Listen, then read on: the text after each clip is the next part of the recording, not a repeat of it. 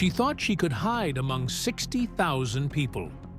She had put on sunglasses, lowered her head, and sat in the middle rows, in a place where no one could see her from the stage. But this wasn't enough to escape Bob Marley's eyes, and Bob saw her. And the moment his eyes met hers, he stopped in the middle of the song. The music died, and 60,000 people watched this silence. Bob Marley froze on stage, looking at this one woman with tears in his eyes. That woman tried to hide again, wanted to disappear, but Bob didn't let her. He said something into the microphone, and what he said, revealing who she was, explaining why he stopped the entire concert, brought tears to all the viewers' eyes. Welcome to Marley Files, the Untold Stories, my friend. If you also want to learn stories about Bob Marley that you've never heard, like this video, subscribe to the channel and turn on the bell. Because the story you'll hear today isn't just a concert story. It's the story of a night that saved a woman's life and changed an entire nation's view on violence. November 8, 1979. Kingston, Jamaica. National Stadium. Bob Marley was performing in front of 60,000 spectators. All the tickets had been sold within 5 hours. The energy was incredible, my friend. You should have seen it.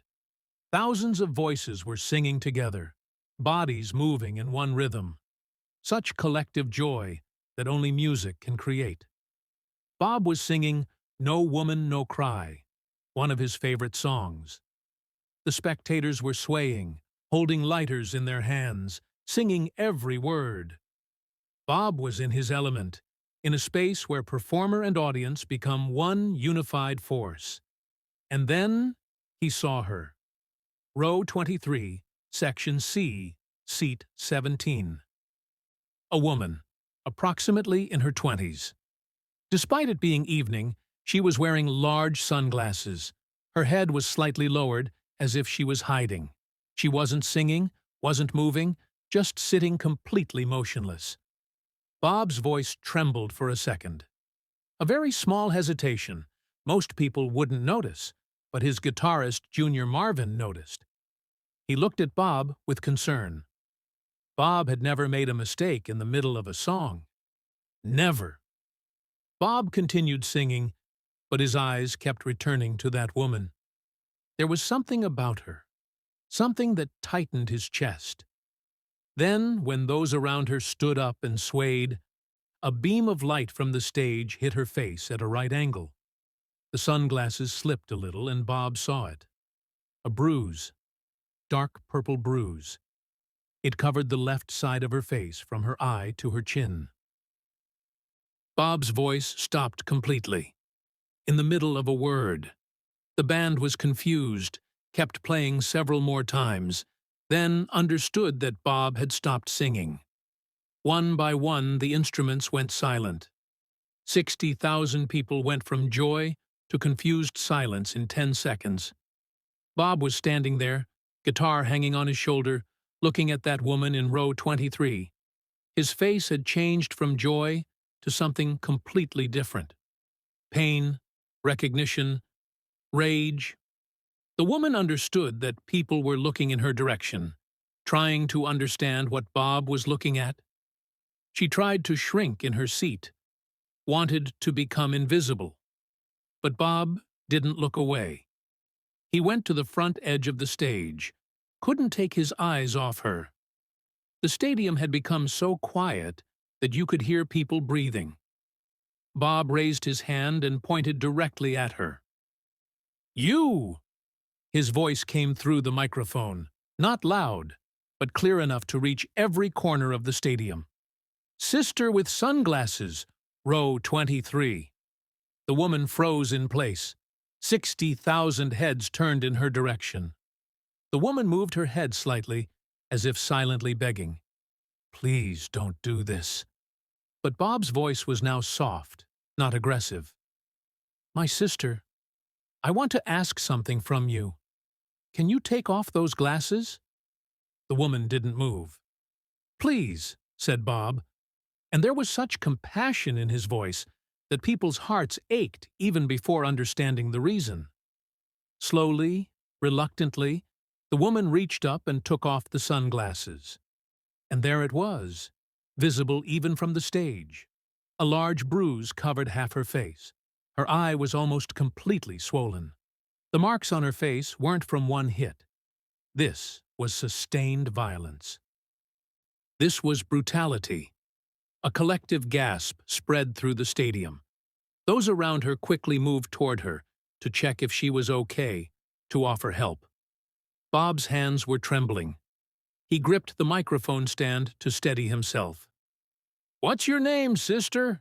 asked Bob, his voice thick with emotion. The woman hesitated, then spoke so quietly that even though the nearby microphones picked it up, it was barely audible. "Grace."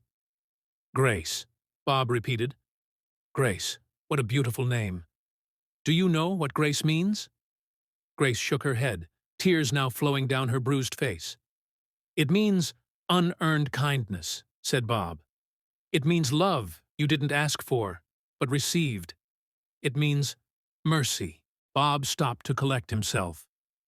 When he spoke again, his voice reached every corner of the stadium. "Grace came here tonight thinking she could hide.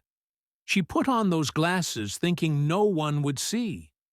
She sat among 60,000 people thinking she could be invisible, because that's what they taught her.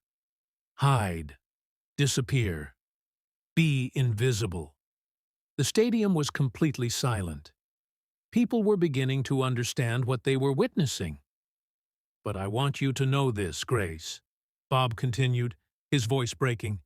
"Now you are not invisible. Not to me, not to them, not to anyone here tonight. We see you, all of us. 60,000 people saw you." Grace was now openly sobbing. "And we see what someone did to you," said Bob, anger mixing into his voice. "Someone raised their hand to you. Someone hurt you. Someone made you feel like you had to hide your face from the world." Bob turned to the stadium. "Now, brothers and sisters, Grace came here tonight because she needed a place to feel safe. She came to listen to music because music is the only place where pain can't follow her, fists can't reach her, and it's the only place where she can breathe." People everywhere in the stadium were crying. The universal pain of seeing suffering, recognizing it because either they themselves had lived it or someone they knew had. "But here's what breaks my heart," said Bob, looking at Grace again. "Grace thought she had to hide even here, even in this place of love and music, because the violence she experienced taught her that she doesn't deserve to be seen, that she should be ashamed, that she should disappear." Bob's voice now rose powerfully. "But this is a lie. Grace, do you hear me? This is Babylon's lie. The lie of a system that allows men to hurt women. The lie of a system that teaches women to be ashamed of the violence done to them." The stadium erupted in agreement, not wild applause, but affirming applause, collective, "Yes, that's right, say it." Bob raised his hand for quiet. "Grace, I want you to stand up." Grace looked terrified. She shook her head. "Please," said Bob in a soft voice, "trust me." Slowly, trembling, Grace stood up. "I want everyone in the stadium to look at Grace," said Bob. "Really look at her. See her. See what was done to her. See the violence that our society allows to happen in the darkness, behind closed doors, where no one talks about it." 60,000 people turned their attention to Grace, and instead of making her feel exposed or ashamed, something else happened. Those around her started standing up, not to stare, but to show solidarity. First those in her row, then the surrounding rows, then sections. Within 2 minutes, everyone in the stadium was standing for Grace. "Grace," said Bob, his voice trembling with emotion. "Look around you. Look what's happening. Everyone here has stood up for you, not out of pity, but solidarity, love, protection. Grace looked around. 60,000 people standing in silence, all of them looking at her with compassion, not judgment. "Whoever hurt you," said Bob, his voice now calm, "cannot touch you in this place, cannot reach here because you're surrounded by 60,000 people who see you, believe you, are with you." The applause that followed was like thunder, not celebratory applause, but protective applause, fierce applause.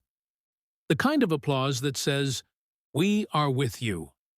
Bob signaled to the security team, "Marcus, I want you to bring Grace backstage now. I want to make sure she gets home safely tonight. I want to make sure she has resources, support, protection, everything she needs." Then Bob addressed the crowd again. "How many of you here tonight have experienced what Grace experienced? How many of you have hidden bruises under makeup, behind sunglasses, beneath smiles?" Hands started going up in the stadium. First a few, then dozens, then hundreds, then thousands. Men and women, young and old. It turned out that violence was much more widespread than anyone wanted to admit. "And how many of you have stayed silent?" asked Bob. "How many of you have hidden because you were taught that talking about it brings shame?" The hands stayed up. "No more," said Bob firmly. "No more silence. No more shame. No more hiding. Grace, you standing up tonight? You taking off those glasses even though you were scared? You freed everyone in this stadium who's been hiding the same pain." Bob started playing a soft rhythm with his guitar. "Now I'm going to sing a song. It's called No Woman, No Cry. But tonight I'm singing it for Grace and for everyone here who's been hurt, scared, made to feel invisible." He began singing, but now the words were completely different.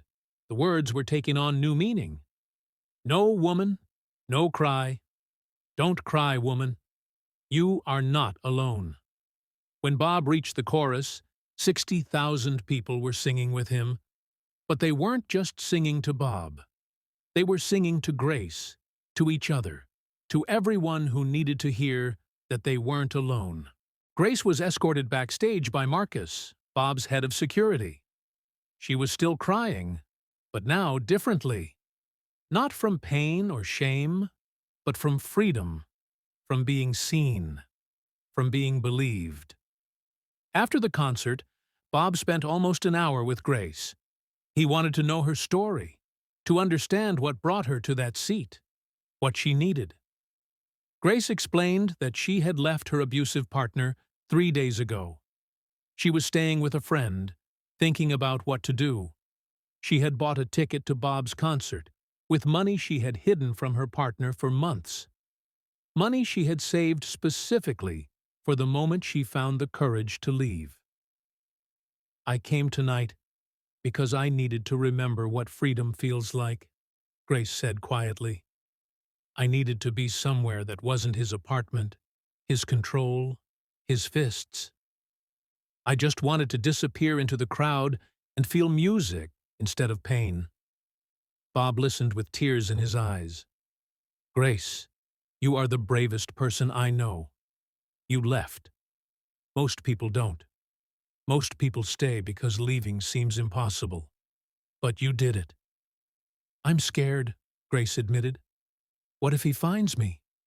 What if I can't survive on my own?" Bob gently held her hands. "You won't be alone. Marcus, here." He gestured to the security chief. "We'll make sure you connect with people who can help. Shelters, legal support, protection, everything you need. And personally, I'll make sure all of this is there. And my friend, look, this is what the Marley Files, the Untold Stories channel loves most." Bob stayed true to his word. Over the following weeks, his team helped Grace find safe housing, connected her with legal aid to get a restraining order, and provided financial support until she got back on her feet. But more importantly, what happened that night in the stadium changed something fundamental in Jamaica's conversation about domestic violence. Before this concert, domestic violence was something that happened privately. People didn't talk openly. It was shame, it was hidden, it was invisible. After this concert, after Bob Marley stopped his show to address one woman's pain in front of 60,000 people, the conversation changed. Women suffering in silence started speaking up. Violent men started being held accountable. The culture of silence started cracking. Grace herself became an advocate. She started speaking at community centers, shared her story, helped other women find the courage to leave violent situations. "Bob gave me two things that night," Grace said in an interview years later. "He gave me the courage to be visible again, to stop hiding my face, my pain, my story, and he showed me that being vulnerable isn't weakness. Standing up even when you're scared, even when you're hurt, that is strength." Bob continued addressing domestic violence at his concerts. Not at every show, but when he felt moved to, he would scan the crowd, and if he saw signs of violence, someone trying to hide, someone with visible injuries, he would stop and address it. His band got used to it. Sometimes Bob would just stop in the middle of a song, recalled Junior Marvin, and we knew he saw something, someone who needed to be seen. It was never planned, but it was always powerful. When Bob Marley died in 1981, Grace was among those who spoke at memorial services. "Bob Marley saved my life," she said simply. Not with his music, although his music was beautiful. By not letting me hide. By forcing me to be seen when I wanted to be invisible. By telling me and 60,000 other people that the violence done to me wasn't shame I had to carry. Today in Kingston, there's a women's shelter named in honor of that concert. Its name is Grace House, and its motto is, "You are seen, you are believed, you are protected." If this incredible story of being seen, believed, and protected moved you, don't forget to subscribe to Marley Files, the Untold Stories channel, and like. Share this video with your friend who needs to know they're not invisible. Have you ever been that one person who saw someone when everyone else looked away? Write to us in the comments. Don't forget to turn on the bell for more amazing real stories about moments when music became more than entertainment, when it became salvation.